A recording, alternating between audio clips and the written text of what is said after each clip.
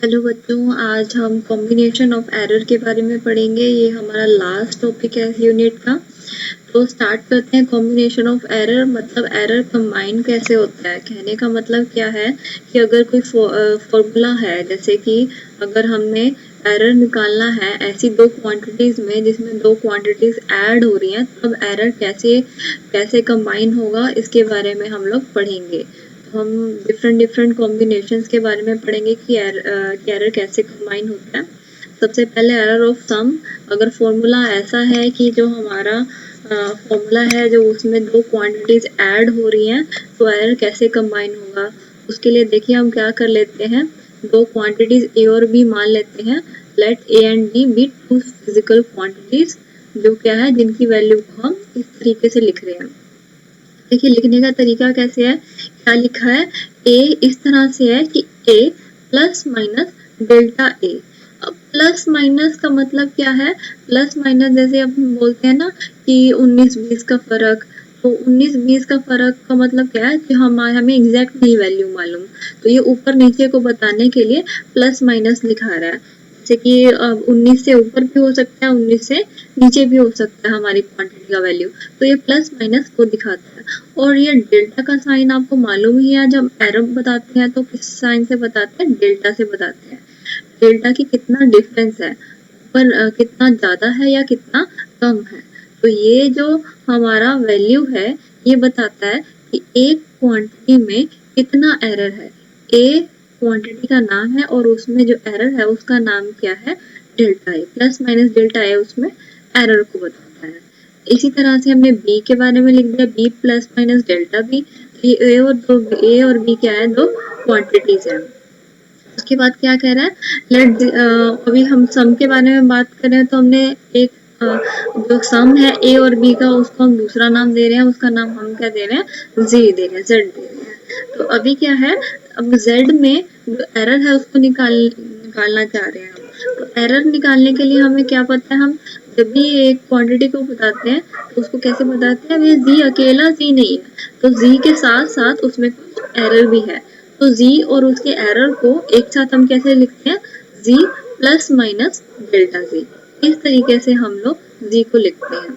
इसी तरह से हम a की वैल्यू पुट कर देते हैं। ये जो हमने ऊपर a इक्वेशन लिखी है इसकी वैल्यू सीधा हम यहाँ पे पुट कर देते हैं। इसी तरीके से b की वैल्यू हम लोग यहाँ पे पुट कर देते हैं। उसके बाद देखिए हम लोग क्या कर देते हैं, इस ब्रैकेट को ओपन कर देते हैं। ब्रैकेट को ओपन करके हमने क्या कर दिया, ए और बी को एक साथ लिख दिया, ए प्लस बी। उसके बाद यहाँ पे मैं प्लस माइनस को कॉमन लेके delta A plus delta B आ जाएगा। अभी देखो हम फ्रॉम इक्वेशन वन से हमें क्या पता है, जी ए और प्लस बी के इक्वल है। तो यहाँ पे हम ए प्लस बी को जी लिख देते हैं ताकि हम इनको क्रॉस कर सकें। तो जी अगर इधर जाएगा तो जी माइनस जी जीरो हो जाएगा। तो यहाँ पर देखिए क्या इक्वेशन आई है कि जो प्लस माइनस डेल्टा जी, यानी जी में जो एरर है वो plus minus delta A plus delta B के इक्वल है। यानी जी में जो एरर है वो ए में जो एरर है और जो बी में एरर है उनके सम के इक्वल है। तो अभी देखिए इक्वेशन, ये अभी एक हम क्वेश्चन कर लेते हैं, एक सवाल कर लेते हैं। इसको सवाल का एग्जाम्पल देखिए क्या कह रहा है, अगर t1 टाइम है वो 20 सेकेंड प्लस माइनस 0.5 सेकेंड और t2 30 second plus minus 0.25 second है। यानी टाइम दे रखे हैं दो टाइम दे रखे हैं और दोनों में क्या बता रहा है, एरर बता रहा है। यानी कि एक क्लॉक है, एरर में क्या बताती है, पहली क्लॉक एरर है वो 0.5 सेकेंड का देती है, दूसरी क्लॉक 0.25 सेकेंड का एरर देती है। तो इस तरीके से दो इक्वेशन है, दो टाइम हमें दे रखे हैं और बोलता है कि सम निकालो, find the sum of time taken. Sum का मतलब क्या होता है, जोड़ना। तो सम क्या आएगा, देखिए अभी हमें पता है टोटल टाइम कैसे निकालेंगे, सम कैसे निकालेंगे, t is equal to t1 plus t2। दोनों का एडिशन सम जुड़ाव वो कैसे निकालेंगे, इस तरीके से निकालेंगे। और अभी हमने ऊपर इक्वेशन पढ़ी थी कि अगर हमने क्या लिखना हो, इस तरीके से हम इक्वेशन बना रहे थे, तो यहाँ पर भी हम इस तरीके से इक्वेशन बना लेंगे। यहाँ पे वैल्यू लिख देंगे टी की, T plus minus delta T, t1 की वैल्यू लिख देंगे। और ये हमें डायरेक्ट ही पता है कि t1 प्लस t2 और प्लस माइनस डेल्टा t1 और डेल्टा t हो जाएगा। सम में हमेशा एरर ऐड होता है, गलती में गलती जुड़ती ही है। अगर आप एक गलती करते हो और दूसरी गलती करते हो तो दो गलतियां हो गई, ऐसा नहीं होगा कि गलतियां आपस में कैंसिल आउट करेंगी या खत्म हो जाएंगी। तो एक गलती और दूसरी गलती हमेशा जमा ही होती है, ऐड ही होती है। तो इस तरीके से हमें जो वैल्यू पता है, ये वैल्यू T1 है तो यहाँ हमने लिख दिया, ये T2 है तो T2 की जगह पुट कर दिया। ये T1 में जो एरर है वो इस तरीके से बताया हुआ है, तो इसको जो T1 का एरर है इसको डेल्टा T1 के नाम से हम जानते हैं, तो हम यहाँ पुट कर देते हैं सीधा सीधा। तो ये डेल्टा T2 है तो हम यहाँ हमें मालूम है T2 का एरर है, ये डेल्टा T2 होगा, तो इसको उठा के हम लोग यहाँ पुट कर देते हैं इस वैल्यू में। फिर देखिए हमारा क्या आ गया, हमने ऐड कर दिया तो हमारा ये आंसर आ गया। तो इस तरीके से ऐसे वाले हम लोग सवाल करते हैं, क्वेश्चन बनाते हैं। आगे देखिए नेक्स्ट देखते हैं, नेक्स्ट क्या है, नेक्स्ट है एरर इन डिफरेंस। यानी कि अगर दो चीजें डिफरेंस हो रही हो, आपस में घटा हो रही हो, तो क्या होगा। तो फिर से हम एक इक्वेशन बना लेते हैं, let z be such that z is equal to a minus B. अगर z इस तरीके से है कि a और b आपस में माइनस हो रहे हैं, सब्ट्रैक्ट हो रहे हैं, तो क्या होगा, तो देखते हैं। तो z को हम z और z की वैल्यू को हमने लिख दिया, z plus minus delta z। a और a के एरर को हम लिख सकते हैं a plus minus delta a। b के एरर को हम b plus minus delta b लिख सकते हैं। तो हम इस तरह से लिख रहे हैं। फिर से हम क्या कर रहे हैं, ये ब्रैकेट को ओपन कर देते हैं। ये ब्रैकेट को जब हम ओपन करेंगे, ये तो सीधे सीधे ओपन हो जाएगी, यहाँ पर क्या आएगा माइनस b। अब यहाँ पे माइनस मल्टीप्लाई हो रहा है, अभी प्लस माइनस का मतलब क्या है, पहले हम बढ़ती हुई वैल्यू लिखते हैं, फिर हम घटती हुई वैल्यू लिखते हैं। लेकिन अब ये माइनस से मल्टीप्लाई हो रहा है तो इसको हम क्या लिख रहे हैं, माइनस प्लस।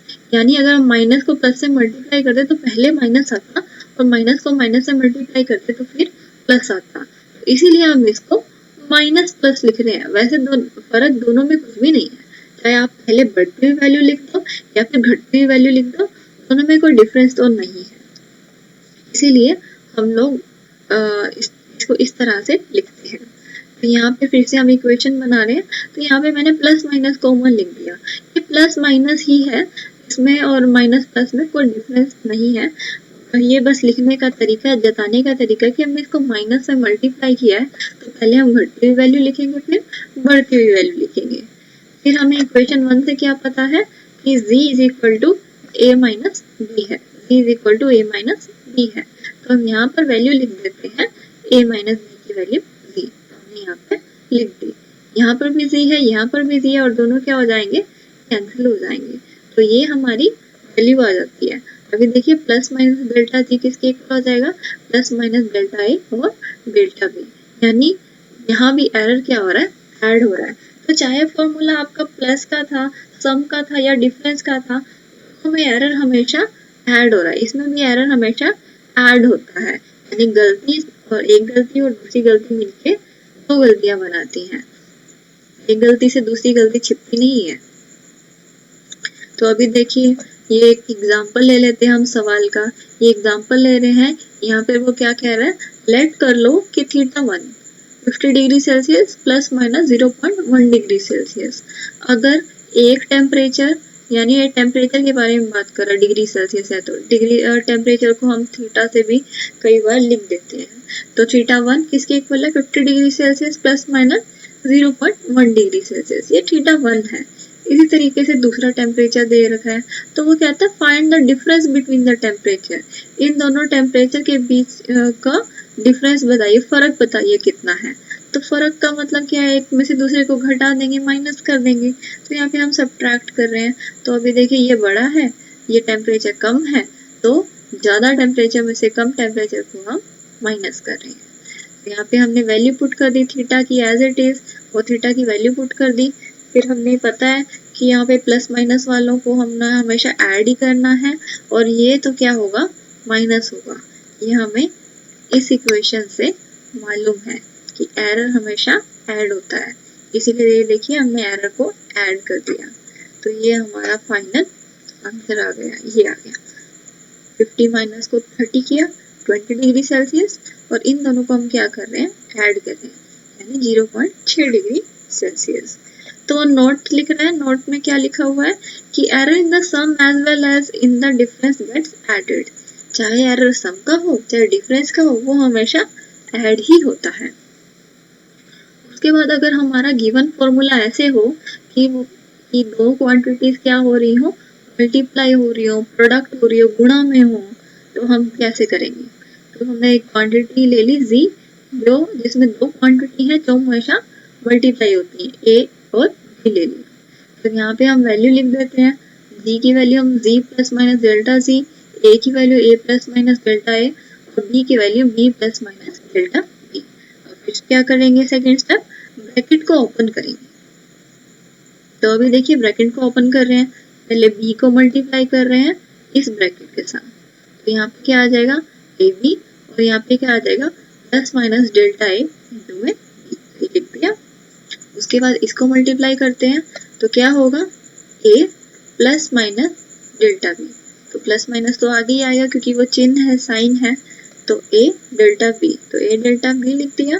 उसके बाद डेल्टा a और डेल्टा b आपस में गुणा होंगे, मल्टीप्लाई होंगे, तो इन दोनों को हमने मल्टीप्लाई कर दिया, क्या आया डेल्टा a डेल्टा b। यहाँ देखिए यहाँ पर क्या लिखा हुआ है डेल्टा a।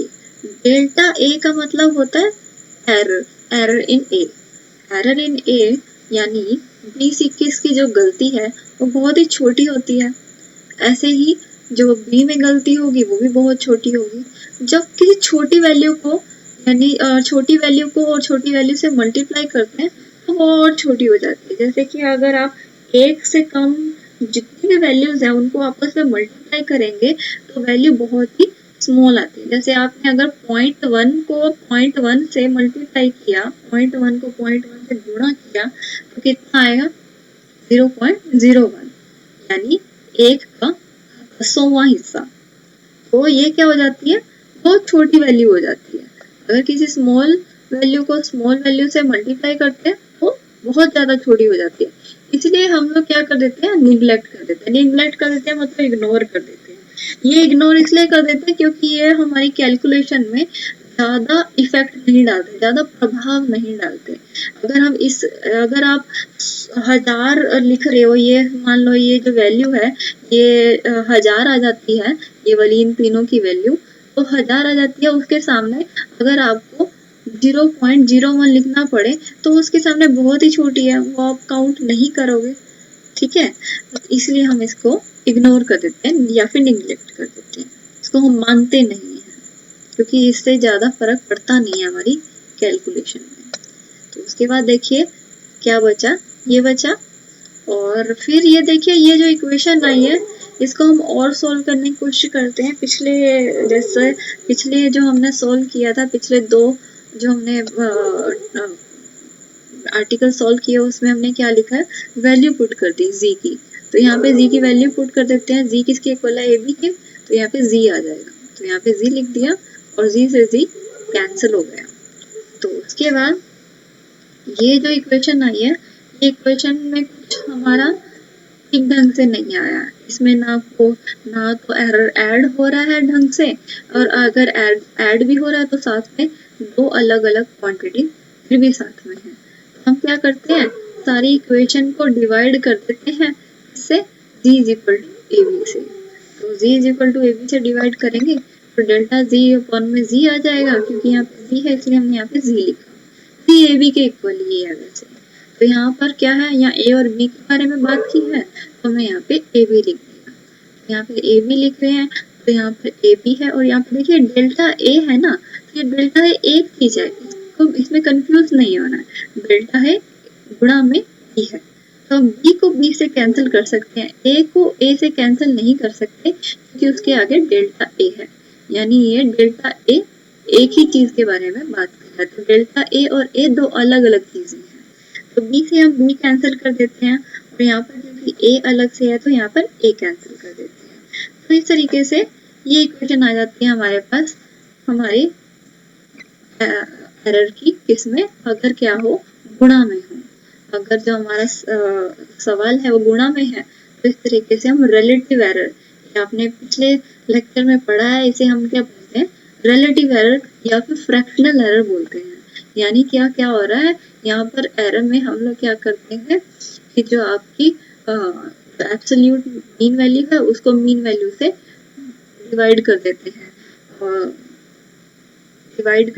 हैं और इस तरीके से इसको हम रिलेटिव एरर या फ्रैक्शनल एरर कहते हैं।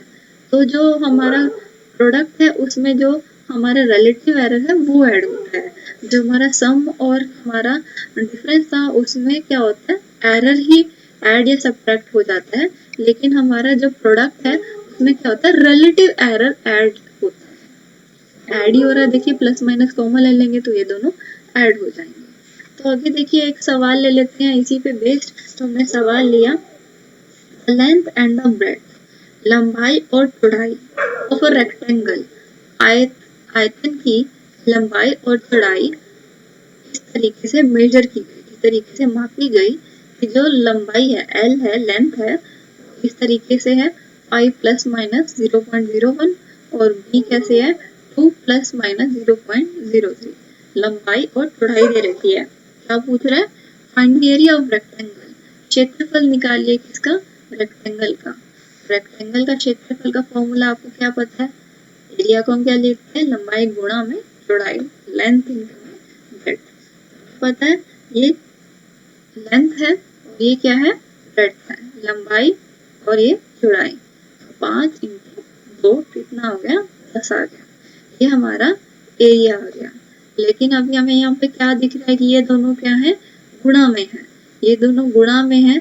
इनका जो एरर है वो सीधा सीधा हम प्लस नहीं कर सकते, वो हम सीधा सीधा प्लस नहीं करके उनमें क्या निकालते हैं, फ्रैक्शनल या फिर रिलेटिव एरर निकालते हैं। तो रिलेटिव एरर निकालने का तरीका क्या है, डेल्टा ए बाय ए इसमें निकालना है, हमने एरिया में निकालना है, तो उसमें डेल्टा ए बाय ए लिखेंगे, वो किसके इक्वल होगा, उसका एरर ऐड होगा, रिलेटिव एरर ऐड होगा।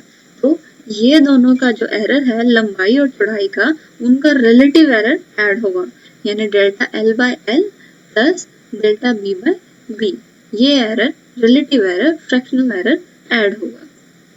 तो आगे देखिए क्या है, डेल्टा एल हमें दे रखा है 0.01, तो हमने यहाँ पे पुट कर दिया। यहाँ पे हमने लेंथ दे रखी है 5, यहाँ पे हमने 5 लिख दी। ये हमारा डेल्टा बी है और ये हमारा बी है, तो यहाँ पे हमने वैल्यू पुट कर दी, ये हमने आंसर इसको कैलकुलेट किया और ये हमारा आंसर आ गया। ठीक है, तो ये अब ध्यान रखिए, ये डेल्टा ए बाय ए है, तो ये डेल्टा ए बाय ए का आंसर आया है। तो अभी अगर हम इस ए को यहाँ पे गुणा में कर दें तो हमारा क्या आ जाएगा, डेल्टा ए आ जाएगा। तो डेल्टा ए निकालने के लिए हमें क्या करना पड़ेगा, इसको जो हमारा आंसर आया है इसको ए से गुणा करना पड़ेगा। ए से गुणा करते हैं तो ये हमारा डेल्टा ए आ जाता है। अभी वो एरिया फाइंड आउट करने को कह रहा था, क्षेत्रफल फाइंड आउट करने को कह रहा था, क्षेत्रफल को हम कैसे लिखेंगे, ए प्लस माइनस डेल्टा ए लिखेंगे, यानी एरिया और उसमें कितना एरर है। एरिया हमारा 10 आया था और उसमें एरर अभी हम निकालने के लिए कितना निकाला है, 0.17 मीटर। तो 0.17 मीटर हमने लिख दिया। उसके बाद एरर एंड डिवीजन और कोएफिशिएंट। अब डिवाइड करना यानी कि भाग करने को हम बोलते हैं डिवीजन, और कोएफिशिएंट भी बोलते हैं।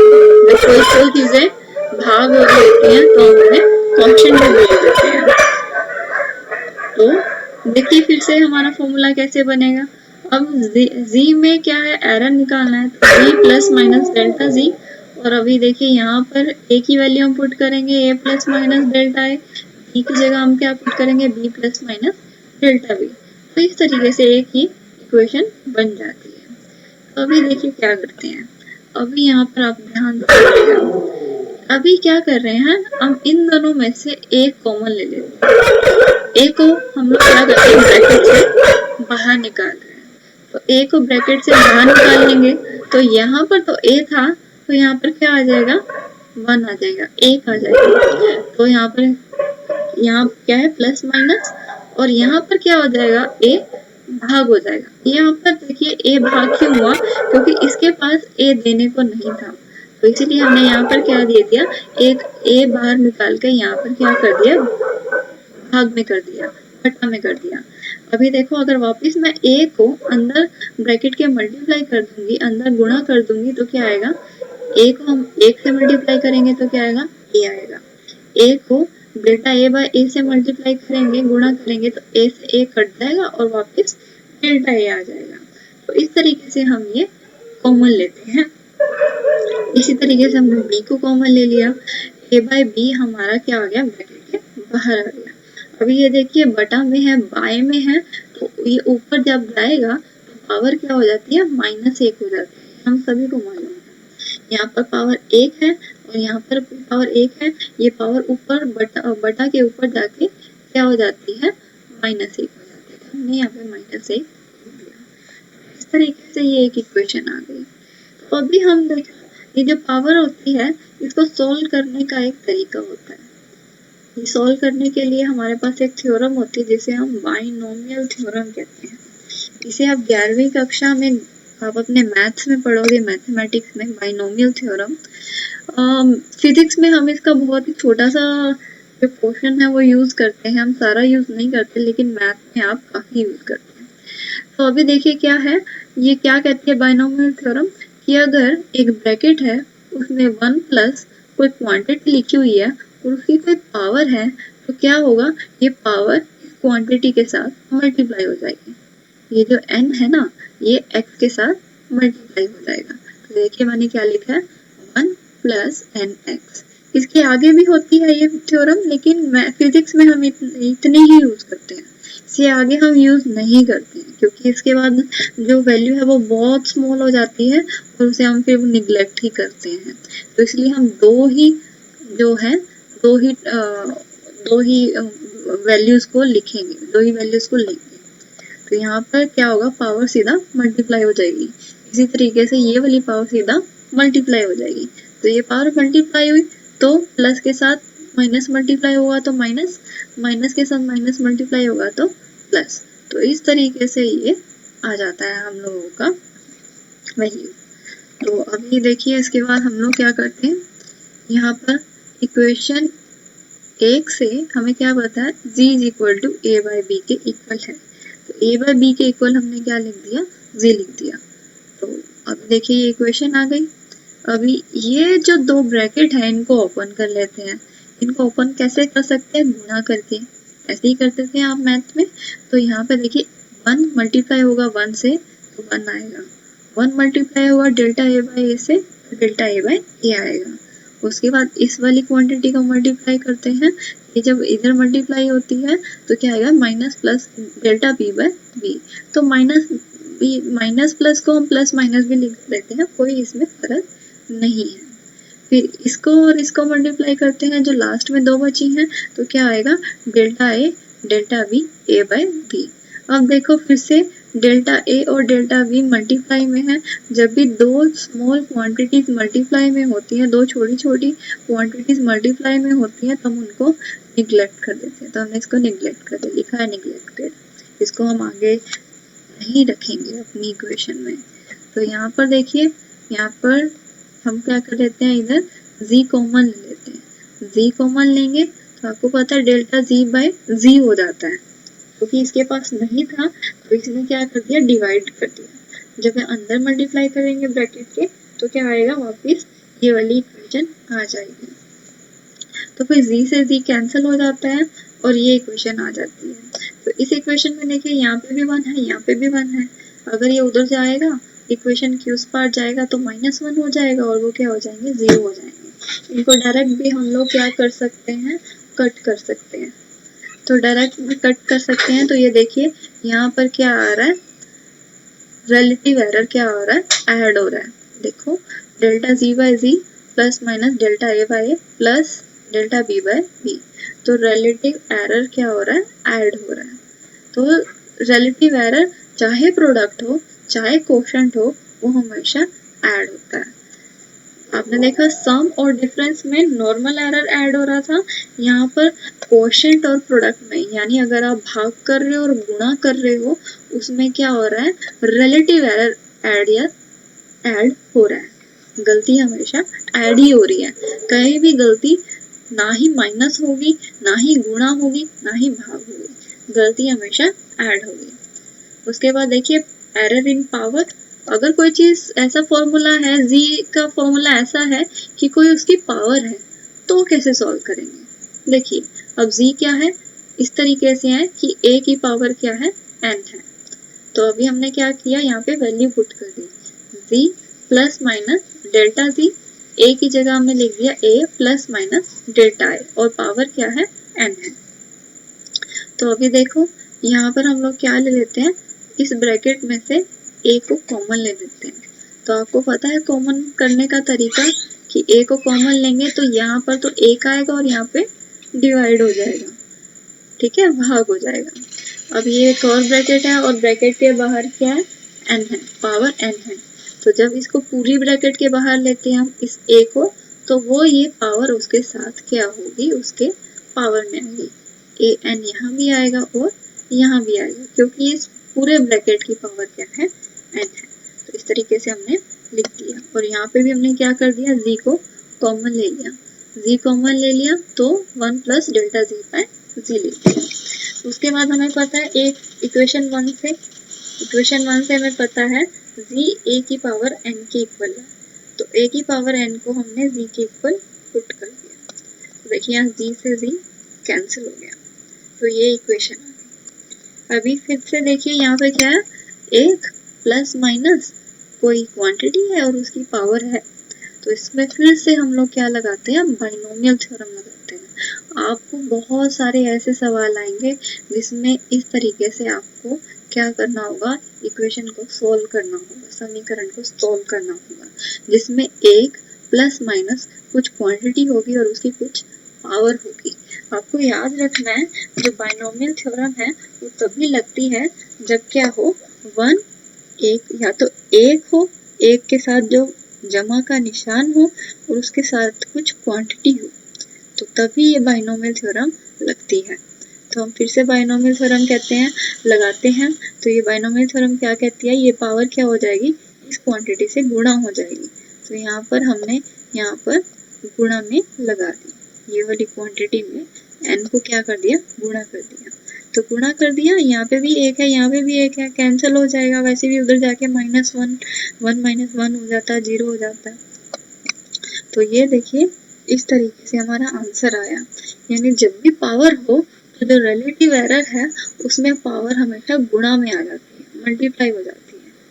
तो अभी तक हमने जो भी पढ़ा हम उसका एक कॉम्बिनेशन लिखते हैं। कॉम्बिनेशन क्या है कि अभी ऐसा सवाल है जिसमें प्रोडक्ट भी है यानी गुणा भी है, डिवीजन भी है यानी भाग भी है, और पावर भी है। अब कैसे करेंगे, तो अब देखो वो कैसे करते हैं। जी एक और फिर से ले लेते हैं, जी की फॉर्मूला अगर इस तरीके से है कि ए की कुछ पावर एल है, बी की कुछ पावर एम है और बटा में सी की पावर कुछ एन है, तो कैसे सॉल्व करेंगे देखते हैं। अभी देखिए जी देखा हमने, ए की पावर तो एल था, बी की पावर एन था, लेकिन ये क्या है, बटा में है, इसको बटा के ऊपर ले जाने के लिए पावर माइनस करनी पड़ेगी। ये तो आप सभी लोग जानते हैं ना। तो अभी ये देखिए हमने एक अभी ये सारा वाला जो हमारा सवाल है ना, ये हमारा इस तरीके से ऊपर वाले जैसा बन गया है। ये क्या है, पावर है, जैसे v की पावर a की पावर n थी, इसी तरीके से यहाँ पे क्या है, 3 पावर है, 3 क्वांटिटीज है और 3 की 3 पावर है। अभी जब भी पावर हो तो हमारा आंसर कैसे आता है कि पावर रिलेटिव एरर के गुणा हो जाती है। तो इसमें रिलेटिव एरर निकालेंगे और पावर को सीधा सीधा क्या कर देंगे, गुणा कर देंगे। तो डेल्टा जी बाई जी का जो रिलेटिव एरर है वो किसके इक्वल होगा, यहाँ पे पावर क्या हो जाएगी, गुणा हो जाएगी। किसके गुणा होगी, ए में जो रिलेटिव एरर है, ए में रिलेटिव एरर कैसे लिखेंगे, डेल्टा ए बाय ए लिखेंगे। फिर एम गुणा हो जाएगा, कैसे लिखेंगे, डेल्टा बी बाय बी। तो लिख दिया। अभी माइनस है ना, लेकिन एरर हमेशा क्या होता है, ऐड होता है, एरर कभी भी माइनस में नहीं होता, इसलिए यहाँ पर क्या है, प्लस का ही साइन आएगा। ये सभी लोग याद रखेंगे, एरर हमेशा और हमेशा ऐड होता है। फर्क क्या है, सम और डिफरेंस में नॉर्मली ऐड हो जाता है, बस ऐड कर दो, लेकिन जब प्रोडक्ट, डिवीजन या पावर आ जाए, यानी कि गुणा, भाग और पावर आ जाए, तब क्या होगा, रिलेटिव एरर का यूज करेंगे। यानी कि एरर डिवाइडेड बाय उसकी mean, delta z by v, delta a by a, delta b by b, delta c by c, इनकी पावर क्या होंगी, साथ में मल्टीप्लाई हो जाएंगी बस। तो एक नोट ले लेते हैं, क्या कह रहा है note, there is always a positive sign between the term irrespective of the sign of the power. Power चाहे पॉजिटिव है चाहे नेगेटिव है, लेकिन ये हमेशा एरर हमेशा ऐड होगा, आगे हमेशा प्लस का साइन ही आएगा। ठीक है, आई होप ये सभी को क्लियर है। तो एक एग्जांपल ले लेते हैं। एग्जांपल क्या कहता है, जी इस तरीके से है कि क्या है, a की पावर 2 है, b की 2/3 है, बटा में c है, d की पावर 1/4 है। तो g में एरर निकालो भाई, निकाल लेते हैं। g में एरर निकालेंगे, कौन सा एरर निकालेंगे, अब देखो क्या है, गुणा है, बटा है और पावर है। इस केस में क्या होता है, हमेशा रिलेटिव एरर निकालते हैं। तो z में रिलेटिव एरर निकालने का तरीका हमें पता है, डेल्टा z बाय z। अब क्या हुआ, ये पावर क्या हो जाएंगी, गुणा में हो जाएंगी, चाहे बटा में है चाहे क्या है बटा के ऊपर है, पावर सीधा सीधा गुणा में आ जाएंगी और सारे के सारे एरर क्या होंगे, हमेशा ऐड होंगे। तो मैंने वही इक्वेशन बनाई, वही समीकरण बनाया और लिख दिया। आई होप सभी को समझ में आया होगा। तो ये आपको मैंने 3 सवाल दिए हैं जो आपको खुद से करने हैं। पहला सवाल क्या है, रेजिस्टेंस। रेजिस्टेंस को हम बोलते हैं प्रतिरोध। प्रतिरोध के बारे में आपने 10वीं क्लास में पढ़ा है। प्रतिरोध क्या होता है, जो क्या करता है, विद्युत धारा के प्रभाव को क्या करता है, रोकता है। तो अभी 2 प्रतिरोध हैं, अभी 2 प्रतिरोध दे रखे हैं और उनकी वैल्यू दे रखी है। अब क्या क्या वैल्यू दे रखी है, R1 से हम उसको बता रहे हैं। R1 क्या है हम लोगों का,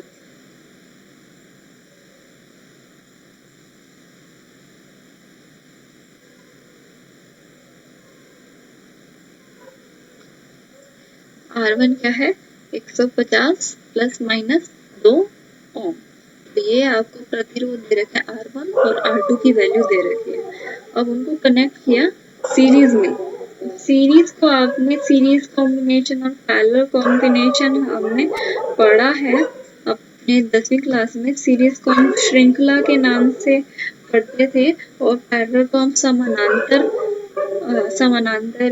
के नाम से पढ़ते थे। समानांतर में जोड़ना और श्रृंखला में जोड़ना। श्रृंखला में जोड़ने को बोलते हैं एक के बाद एक।